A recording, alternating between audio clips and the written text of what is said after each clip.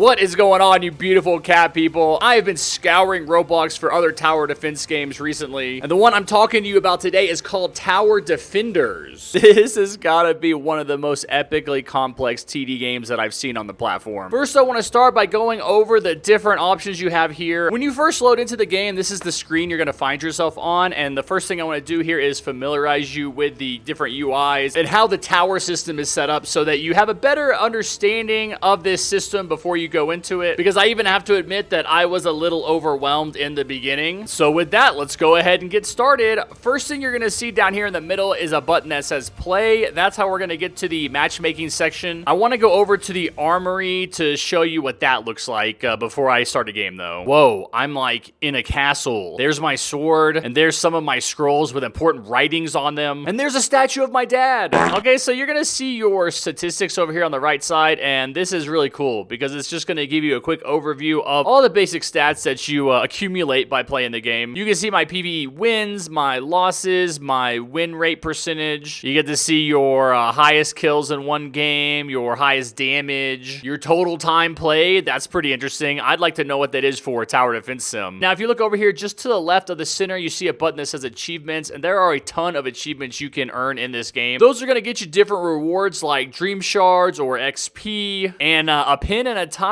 Oh yeah, that's something I have to talk about real quick. So if you look over here to the left where the chat is, you can see that people have different icons next to their names as well as titles. This is one of the unique aspects of this game, but based on the achievements that you've earned, you can actually get different titles like Tide Caller, Pleb, Collector, and you can select that and it'll be next to your name in chat from that point on. And you even get an icon from over here. Now I only have two, so I'm going to pick the Collector, and you can see that when I type in chat now, I'm going to have that gold bar icon next to my name as well as the Tide Caller title. The next thing I want to show you are the towers in the game. Now I do have pretty much all the towers, but if I remember correctly, you have to use this in-game currency called the dream shards to buy them. Oh yeah, I almost forgot about this. There is a John Roblox tower in the game now that you can get from a code. All right, the code for the John Roblox tower is just John Roblox, and you can see that now I do have this tower. I'm actually going to try it out in my next game. So I'm not going to go into every single thing you can look at here because there's a lot of information, which is one of the things I like about it. It's really complex. The devs even put a little note on the play screen that says the game is meant to be challenging. So just for example here, I selected the mortar tower, and it's going to tell me what different abilities this tower has. I also love the fact that it tells the player whether or not it's an early, a mid, or a late game tower. Now you have these 5 different categories: physical, magical, support, utility, and barracks. Now I'm not 100% sure because I haven't used every tower in the game, but I think the barracks towers are going to be like your spawners. So utility, I think, is the towers that give you money, and then support are the ones that buff the other towers in the game. Magical, I believe, cast spells on the enemies, and then your physical towers here are just the basics. You know, you got archer, cannons, crossbows, commandos. Those are your direct damage towers. Another cool option that players have in Tower Defenders is to use abilities. Again, you can see those divided up into different categories, and I'm not going to go through all of them, but you can click on them, and there's a little blurb telling you what they do. Right now, I'm using volley and lightning strike. All right, moving on. Of course, there is a skins option for the towers. A lot of these can be bought with dream shards, but some of them can only be obtained by completing challenges. Like you get this one from logging in for 17 consecutive days in a row. I'm going to be using the gold mine in this game, so let me go ahead and equip the gem mine skin. That's pretty cool looking. Oh my god, there's a graveyard skin. Nobody better tell Planet Earth. And the last option you can check out here is the troops, but that's going to be for PvP mode, which I typically don't enjoy, so I am not going to cover it in this video. Now, having said that, let's go ahead and jump into a game. You can see from left to right, you have PvP, easy, normal, hard, legendary, URF, and endless. Let's try hard. There's 2 people sitting here waiting, so I am going to join their game. Oh, thank god, their levels 90, 46, and 86. Time to get carried. One of the things that you guys are going to see about this game that I think is really unique and awesome is the graphics are very well done. They remind me of a game like World of Warcraft. Now, I've never played WoW, but my sister has played it a lot, and I've watched her a few times. So if you guys are familiar with Warcraft, let me know if you think this is kind of familiar. The one thing that really threw me off here at the beginning is the fact that I didn't know where my towers were. Your towers are not someplace on the screen that you can see easily. You have to go down to your XP bar right here, and then it's going to bring them up. You can see how much gold you have right here. You can see how many towers you've placed and how close you are to the tower placement limit here. You can see the health of your base right here. You can see what wave you're on right here, you can see how many enemies are on the map right here, and then you can see your game mode right here. I'm gonna go ahead and throw down a gold mine so it can start getting me some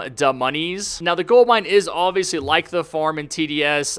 There is also a farm in this game, but I haven't played with it yet. What I like about the gold mine is that it gives you money based on a percentage of how much total money you have already. If you want to upgrade a tower, you just click on it and come to this menu down here where it says upgrade. Click on that and you're going to be able to see how much the upgrade costs and what it's going to do for you. So when I upgrade the gold mine, it's going to give me 40% of my total gold every 15 seconds. Now, we've already lost some health and it looks like the enemies are getting through, so let me place some of my towers down. Let's start with the John tower because yes, we're going to get to see how good he is because I haven't actually used him before. All right, I've always wanted to know what John looked like without his mask on. Oh shoot, I forgot the Star Daughter was so expensive. I have to save up 10,000 gold just to place one. I only got about 2.5k right now. Okay, cool. It looks like somebody is using one of the spawner towers, which is the Knight. I haven't actually used these, so this is my first time seeing them in game. It looks like you place them down here and then it spawns these crazy Knight dudes with these giant swords, and they just run straight into the enemy and sacrifice themselves like kamikazes. All right, time to upgrade my John. What I want to point out here for you guys with the upgrades, because this was really confusing to me at first, this is how much the upgrade costs, and this is all the different things that the upgrade is going to get you. So just by spending this 5k gold, I get plus 5 attack range, plus 250 attack damage. The John buff gets more powerful, and oh my god, strength in numbers. Strength in numbers! So let's go ahead and get him upgraded. You can already see here that the next upgrade is 10k gold, plus 375 attack damage. Yeah, let's go ahead and do that. And then the next upgrade for him is 100,000, so I'll have to wait a little bit longer for that. All right, it's doing a lurker rush. That's one of the things this game does, is it spawns enemies from the start of the path where the arrows are coming from over here. But it will also do these rushes where it spawns enemies from some kind of ziggurat in the middle of the path. So you got to make sure that you're not just defending at the front, but you're also putting towers to defend in the middle. There's also a third spawn point, which is this little enemy encampment. I'm not really sure what the difference between this spawn is and the spawn at the front of the map, except for the fact that this one is almost halfway through the map. So I think that makes it more challenging because you have your enemies closer to the exit. You have to stop them faster. All in all, there's a ton of variety here with the enemies that you have to fight, and I really like that. Again, this game feels a lot more like a cross between a TD game and an MMORPG. It's got an epic soundtrack and it has some epic gameplay. All right, I finally have my 100k to upgrade my John again. I wonder if he ever makes monkey noises.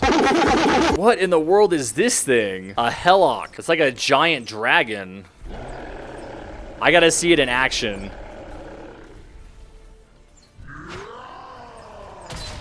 Oh, crazy. Did you see that? He just swung a sword and it left some kind of big mark here. Let's get this John upgraded to the 300k upgrade and see how he does. He's really slow firing. I don't know. Oh my god.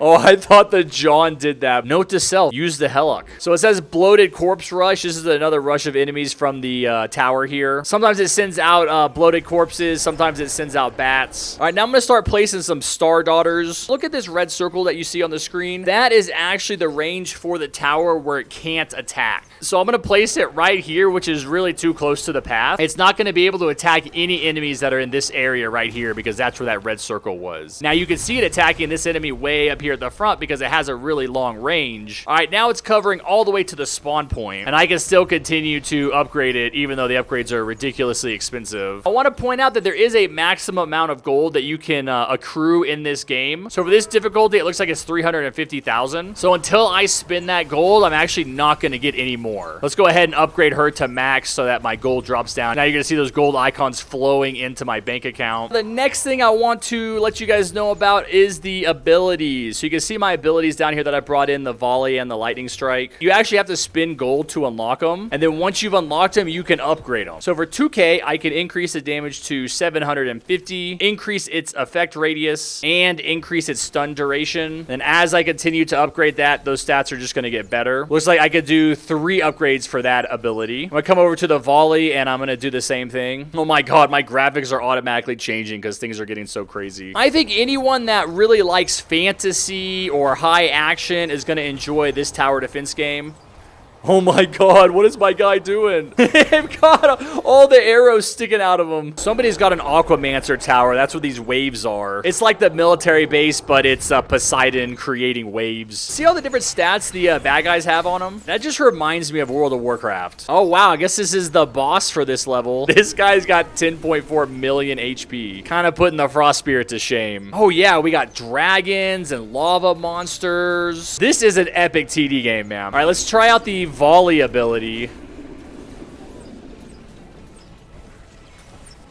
Yeah, look at all those arrows. And just like that, we beat the hard difficulty. All right, now here at the end, it just gives you your match stats. You can see how much damage you did, how much gold you got, how many kills you got. You can see I did nothing. 75 kills compared to 341. So that is basically Tower Defenders. I think it's a great TD game that you guys should definitely check out. Again, like I said, if you like high fantasy or World of Warcraft, I think you're going to enjoy the visual aspects of this game a lot. If you've played this game and you have any opinions about it, go ahead and let me know down in the comments below, because I've only played 7 games. So I'm interested to know what people that have actually put in a lot of time to this game think about it. All right, now if you enjoyed this video, go ahead and smash that like button with your forehead, hit the subscribe button with your big toe, and turn on notifications however you can so you don't miss any of my amazing upcoming content. And I will see you guys next time. Take care, be safe, and never forget what I always say. Peace!